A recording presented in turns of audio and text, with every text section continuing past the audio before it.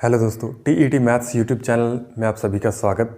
और आज हम फंक्शन टॉपिक के अंदर सेकंड ग्रेड फंक्शन टॉपिक के अंदर आज हम 5 तरह के नए फंक्शन पढ़ने जा रहे हैं, जिसके अंदर हमारे पास है अचर फलन, बहुपद फलन, परिमेय फलन और चिन्ह फलन। ठीक है, इन सभी फलनों के बारे में हम पढ़ेंगे, सभी फंक्शन के बारे में हम पढ़ेंगे। और इसमें हमें क्या देखना है, फंक्शन की नोटेशन देखनी है, उसकी डोमेन रेंज देखनी है और फिर उसका ग्राफ देखना है। तो ये 3-4 चीज़ें हम जितने भी हमने फंक्शन पढ़े उन सभी में हम यही चीज़ें देख करके आ रहे हैं, ताकि आगे जब हम क्वेश्चन करेंगे तो इन चीज़ों की हमें ज़रूरत पड़ेगी। तो देखिए भी, सबसे पहले हम स्टार्ट करते हैं अचर फलन से। अचर फलन क्या होता है? एक ऐसा फलन जो कांस्टेंट हो, ठीक है। fx बराबर, यदि हमारे पास कोई कांस्टेंट c लिखा हुआ है तब उस फलन को हम क्या कहते हैं? अचर फलन कहते हैं, कांस्टेंट फंक्शन कहते हैं। ठीक है भाई, यानी fx या y बराबर क्या होना चाहिए? c, यानी कांस्टेंट होना चाहिए। यहाँ पे c जो है वो कांस्टेंट को बता रहा है, यानी ये नियतांक होना चाहिए। जैसे मैंने एक उदाहरण के तौर पे fx बराबर कितना ले लिया? 2 ले लिया। आप क्या है, कोई भी कांस्टेंट ले सकते हो, 2.5 ले सकते हो, 3 ले सकते हो, ठीक है, 4 ले सकते हो, इन्फिनिटी तक आप कोई भी नंबर ले सकते हो। ठीक है, तो ये हमारे पास क्या है? fx बराबर कितना ले लिया हमने? 2 यहाँ पे इस फंक्शन को समझने के लिए। तो यहाँ पे ये कांस्टेंट नंबर है, इसलिए ये फंक्शन क्या कहलाता है? अचर फंक्शन कहलाता है। और यहाँ पे आप देखोगे तो इसका डोमेन हम लिखेंगे तो डोमेन के अंदर सारे रियल नंबर लिए जा सकते हैं, तो इसलिए इसका डोमेन जो है वो क्या आ जाएगा? सारे रियल नंबर। ठीक है भाई, तो इसको हमने r से शो कर दिया। और इसका जो इसकी रेंज है यानी परिसर है वो कितना आएगा? rf बराबर कितना लिखा हमने? एक c आएगा। ठीक है, यानी एक सिंगलटन सेट आएगा। सिंगलटन सेट मतलब उसका जो रेंज है उसमें आप वैल्यू देखोगे तो फिक्स रहेगी, एक ही वैल्यू आएगी और वो फिक्स होगी। जो हमने इस फंक्शन के अंदर ले रखी है वो यहाँ पे आ जाएगी। जैसे यहाँ पे 2 के लिए देखें तो यहाँ पे 2 आ जाएगा। यहाँ पे यदि हमने फंक्शन 3 लिया है, कॉन्स्टेंट फंक्शन को बराबर हमने 3 लिया है, तो यहाँ पे इसकी वैल्यू जो है वो परिसर इसका कितना आ जाएगा? 3 आ जाएगा। ठीक है भाई, उसके बाद इसका ग्राफ देखते हैं। ग्राफ कैसे बनेगा? ये वैसे अलग अलग फंक्शन के लिए अलग अलग ग्राफ होता है। जैसे यहाँ पे fx बराबर 2 के लिए हमने लिया तो इसको y बराबर आप क्या लिख सकते हो? ये जो हमारे पास फंक्शन है fx बराबर 2, fx लिखो चाहे y बराबर आप 2 लिखो, तो ये y बराबर 2 का ग्राफ जो है वो कुछ इस तरह से आएगा। ये y अक्ष को काटते हुए इस 2 पॉइंट से काटते हुए जाएगा। ये 2,0 है ये पॉइंट। ठीक है भाई, 0,2 है भाई, ये पॉइंट जो है वो 0,2 है। y का मान 2 है, तो यहाँ पे ये जो है ग्राफ इस तरह से ये इसे काटता हुआ जाएगा। तो ये जो ग्राफ है हमारे पास, ये fx बराबर 2 का ग्राफ है और ये कौन सा फलन है? अचर फलन। उम्मीद है कि ये बात आप समझ गए होगी। अगर हमें 3 का ग्राफ लिखना है तो 3 यहाँ पे आ जाएगा, तो ये इसको काटते हुए जाएगा। ठीक है, fx बराबर हमें c का ग्राफ लिखना है तो c का ग्राफ मान लीजिए यहाँ पे आप बना सकते हो। ठीक है, जहाँ पे ये जो है ये पॉइंट है 0,c होगा। ठीक है भाई, ये जो पॉइंट है यहाँ पे ये 0, क्या होगा? c होगा। उम्मीद है कि ये बात आपको समझ में आगी होगी। बस इसमें ज़्यादा आपको रटने की ज़रूरत नहीं है, मतलब आपको इस पर ज़्यादा ध्यान नहीं देना। बस आपको थोड़ा सा पता होना चाहिए कांस्टेंट फंक्शन क्या होता है। जब इसके बराबर में y बराबर क्या है, कोई कांस्टेंट ले लिया जाए, ठीक है, तो वो क्या कहलाता है? Constant function. और इसका ग्राफ जो है एक सीधी रेखा प्राप्त होती है। ठीक है भाई, ये यहाँ पे यदि आप fx बराबर -2 लोगे तो ये नीचे लाइन आ जाएगी। ठीक है, तो इस तरीके से आप इसका ग्राफ बना सकते हो। उम्मीद है कि ये फंक्शन आपको बिल्कुल अच्छे समझ में आ गया होगा। नेक्स्ट देखिए आप, बहुपद फलन। बहुपद फलन पॉलिनोमियल फंक्शन क्या होता है वो आप देखिए। यदि हमारे पास कोई भी फंक्शन के बराबर यदि बहुपद लिखा है, यानी fx के बराबर यदि कोई बहुपद लिखा है, जैसे ये लिखा हुआ fx बराबर x³ - x² + 2, तो ये एक बहुपद है। तो ये बहुपद होने के कारण ये जो फंक्शन कहलाएगा ये क्या कहलाएगा? बहुपद फलन कहलाएगा, पॉलिनोमियल फंक्शन कहलाएगा। ठीक है भाई, तो ये हमारे पास क्या है? बहुपद फलन है। अब यहाँ पे बहुपद फलन की नोटेशन जो है fx बराबर a0 + a1x, यानी a0 a1 a2 और an ये सारे क्या हैं? कोई ना कोई कांस्टेंट हैं, यानी वास्तविक संख्याएं हैं। और ये x की पावर यहाँ पे 3 है, 3 फिर 2, ठीक है, फिर आगे 1 हो भी सकती है, नहीं भी हो सकती।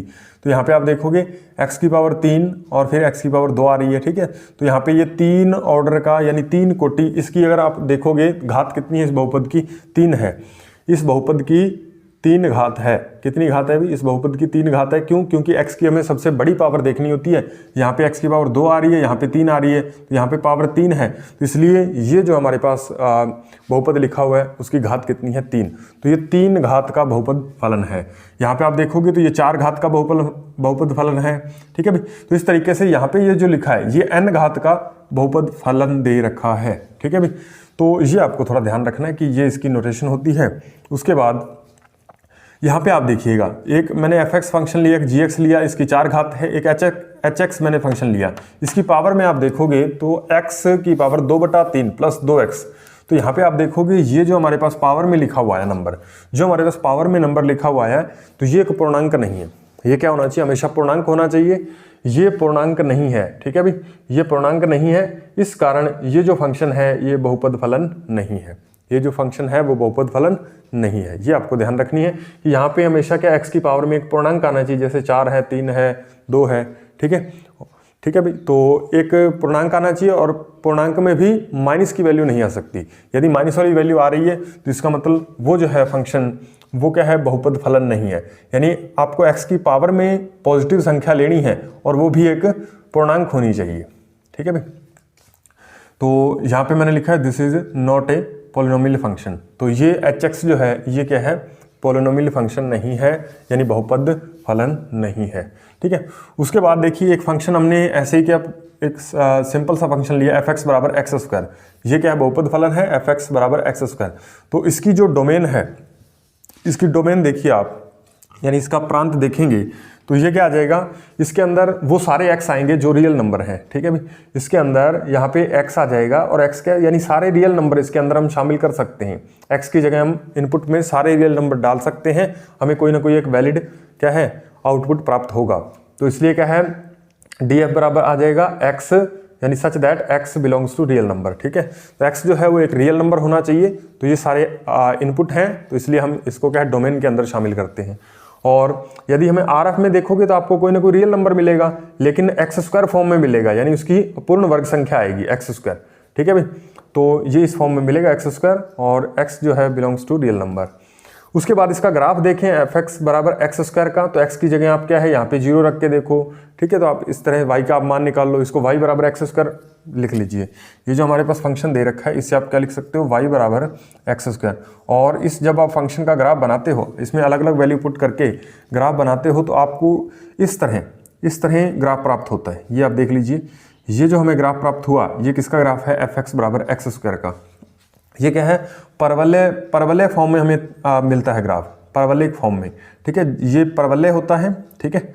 जब हम पैराबोला होता है, जब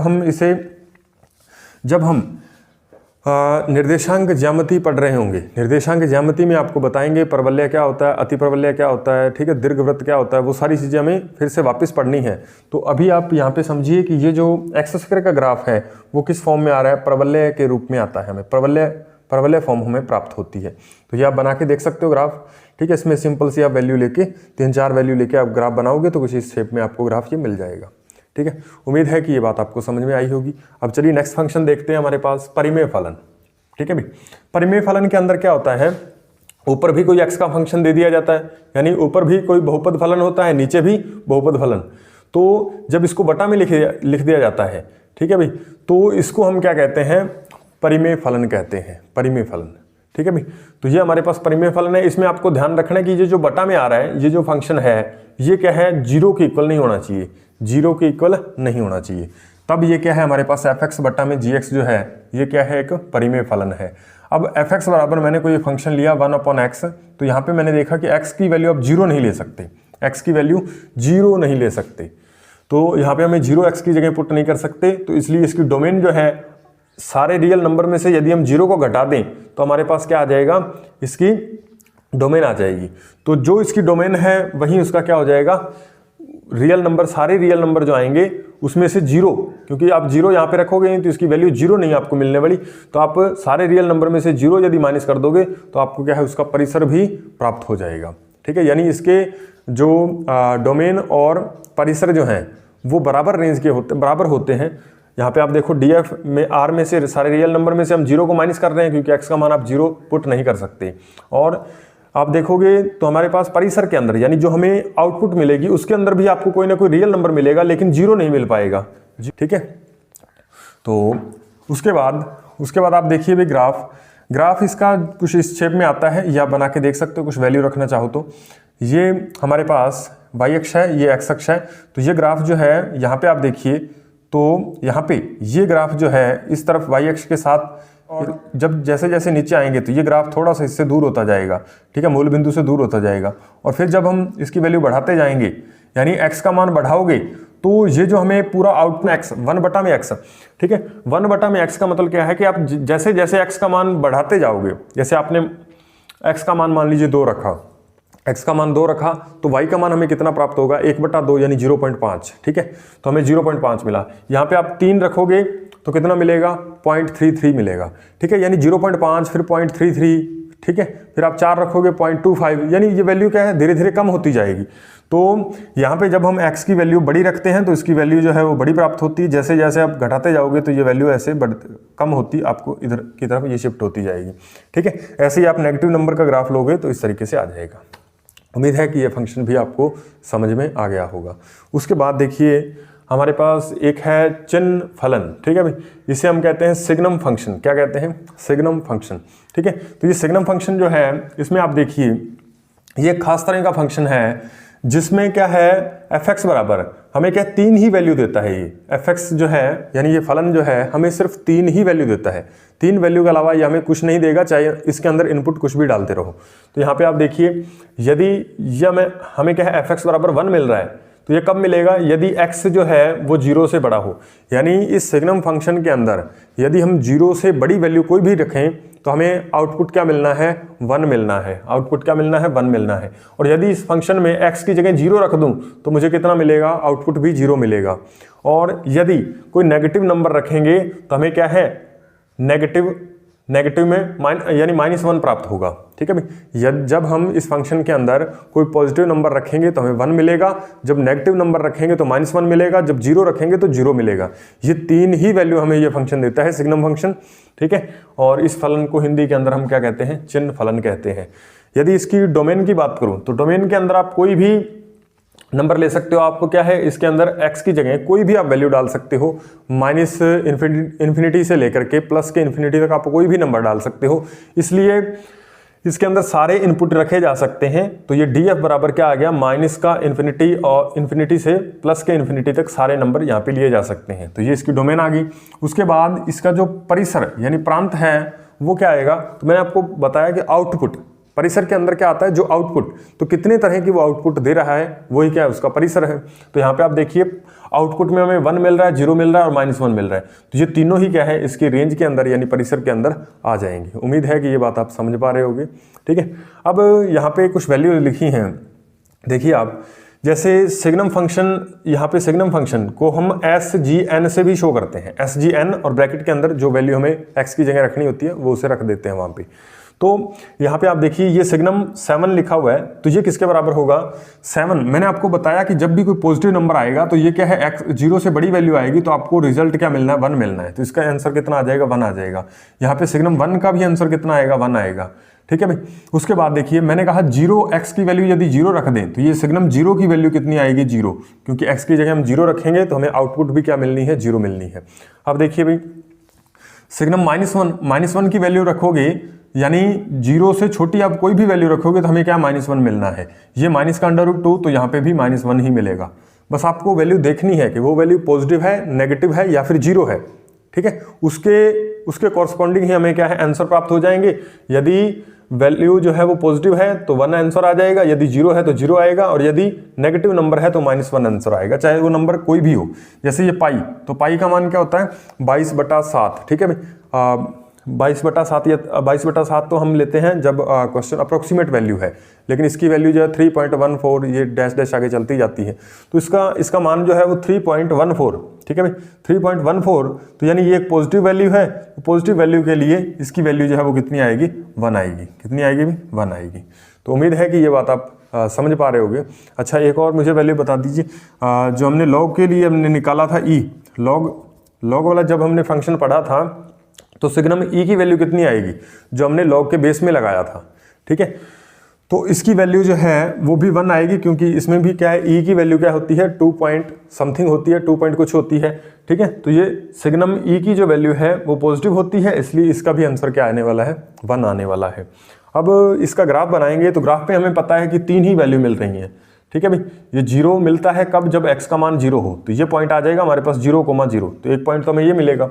उसके बाद यदि हमें 1 प्राप्त हो रहा है तो x से कोई भी बड़ी वैल्यू ले लो, मतलब 0 से कोई भी बड़ी वैल्यू आप रखोगे x की जगह, तो हमें y का मान कितना मिलेगा, 1।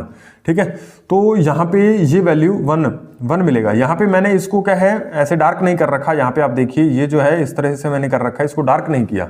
ठीक है, यानी ये खाली है, और खाली होने का मतलब ये वाली वैल्यू आप शामिल नहीं कर सकते, इसके आगे की जो भी वैल्यू आएंगी वो आप शामिल कर सकते हो।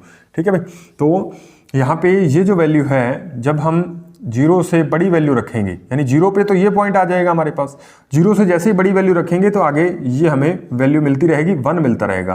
तो ये आप ऐसे आगे बढ़ते जाओ, पॉजिटिव वैल्यू कोई भी रखते जाओ, आपको आंसर क्या मिलेगा, 1 ही मिलता जाएगा। ठीक है, तो ये ग्राफ आ जाएगा इसका। ऐसे ही आप देखोगे, यदि कोई नेगेटिव वैल्यू रखोगे तो ये वाला आपको ग्राफ मिलता जाएगा, ये वाला। ठीक है, 0, -1। तो आप यहाँ पे क्या है, माइनस का मान लीजिए 2 है, यहाँ पे माइनस का 4 है, तो -2 पे भी आपको वैल्यू ये मिलेगी, -1। ठीक है, और यहाँ पे -4 रखोगे तो भी इस पे वैल्यू कितनी आएगी, -1 आएगी। ठीक है भाई, तो उम्मीद है कि ये बात आपको समझ में आई होगी। अब हम सिग्नम फंक्शन पे एक छोटा सा क्वेश्चन देखते हैं कि क्वेश्चन किस तरह से पूछा जाएगा, और सिग्नम की प्रॉपर्टीज 1-2 हैं वो आपको याद रखनी है। चलिए भी दोस्तों, अब देखिए सिग्नम फंक्शन की 2 प्रॉपर्टीज हैं, यहाँ पे आप ध्यान रखोगे कि यदि सिग्नम x लिखा हुआ है तो इसको हम सिग्नम ऑफ सिग्नम x ऐसे भी कह सकते हैं। यानी 2 बार यदि सिग्नम आ रहा है तो हम उसको एक ही बार सिग्नम जब लगाएंगे, तब हम एक ही बार यदि ये फंक्शन अप्लाई करें तो हमारे पास जो आंसर आएगा वो, चाहे आप 2 बार ये फंक्शन अप्लाई कर लो, चाहे आप 3 बार फंक्शन अप्लाई कर लो, चाहे 4 बार फंक्शन अप्लाई कर लो, वो सारे आंसर जो है वो बराबर आएंगे। यानी जो एक बार सिग्नम फंक्शन जो एक बार काम करता है, चाहे आप क्या है इसको 2 बार, 3 बार, 4 बार, चाहे आप कितनी भी बार लगा दो उसी वैल्यू के साथ, तो वो सेम ही काम करेगा और आंसर जो है वो सेम लाएगा। ठीक है, तो इसलिए आपको ये ध्यान रखना है कि सिग्नम ऑफ सिग्नम x ये किसके बराबर होता है, ये सिग्नम x के बराबर होता है। सिग्नम ऑफ सिग्नम x जो है ये भी किसके बराबर होता है, सिग्नम x के बराबर होता है। ठीक है भाई, ये बात आपको ध्यान रखनी है। तो यानी जैसे आप x की जगह कोई भी वैल्यू आप डाल सकते हो। जैसे यहाँ पे हमने रखा, मान लीजिए 5 रखा, तो इसका आंसर क्या आना है, 1 आना है।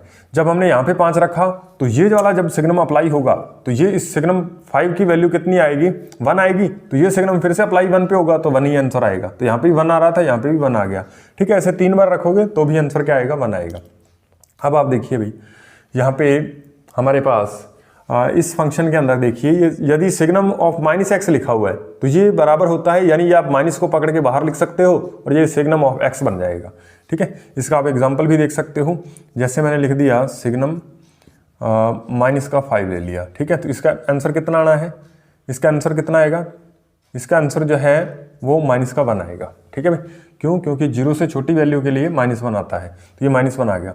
अब यहाँ पे ये माइनस पहले लगा दीजिए और ये सिग्नम ऑफ 5 की वैल्यू निकालिए, तो सिग्नम 5 1 होता है और आगे माइनस लगा हुआ है, तो ये भी कितना आएगा, -1 आएगा। यानी ये दोनों वैल्यू बराबर है, अतः ये वाली कंडीशन जो है आपको याद रखनी है।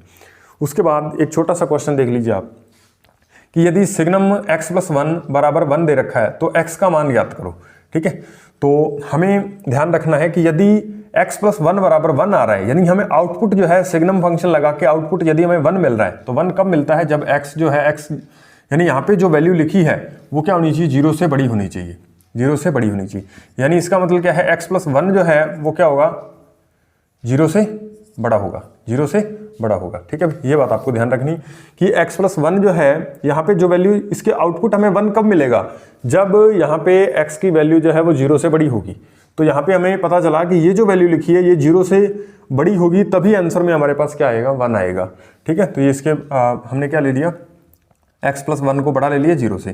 तो यहाँ से हमें x का मान निकालना है, तो ये x की वैल्यू कितनी आ जाएगी, ये प्लस का 1 उधर गया तो माइनस का 1, यानी x की वैल्यू जो है वो -1 से क्या है, बड़ी आएगी। x की वैल्यू -1 से बड़ी होगी। ठीक है भाई, तो इस तरह ये हमें फंक्शन को करना है इस तरीके से। तो उम्मीद है कि ये फंक्शन आपको समझ में आया होगा। फंक्शन बचा है हमारे पास, इसमें आप देखिए तत्समक फलन, आइडेंटिटी फंक्शन। आइडेंटिटी फंक्शन क्या होता है, f(x) = x, या फिर इसको क्या लिख सकते हैं हम, y = x भी लिख सकते हैं, y = x। ठीक है, आइडेंटिटी फंक्शन क्या होता है, जो आप यहाँ पे इनपुट डालोगे वही आपको क्या है आउटपुट के रूप में प्राप्त हो जाएगा। तो इसका डोमेन और रेंज क्या होता है, आप कोई भी नंबर यहाँ पे डाल सकते हो। ठीक है, तो -∞ to ∞ आ जाएगा। और इसका ग्राफ जो है y = x का ग्राफ आप जानते हो, 45 डिग्री की रेखा पे ये वाला ग्राफ आता है। तो उम्मीद है कि ये वीडियोस आपके लिए बेनिफिशियल रहेगी, लाभदायक। और यदि आप हमारे यूट्यूब चैनल पे नए हैं तो हमारे चैनल को सब्सक्राइब कर लीजिए, ताकि जो नए आने वाली वीडियोस हैं उसका नोटिफिकेशन आप तक पहुंच पाए। तो मिलते हैं नेक्स्ट वीडियो में, तब तक के लिए धन्यवाद।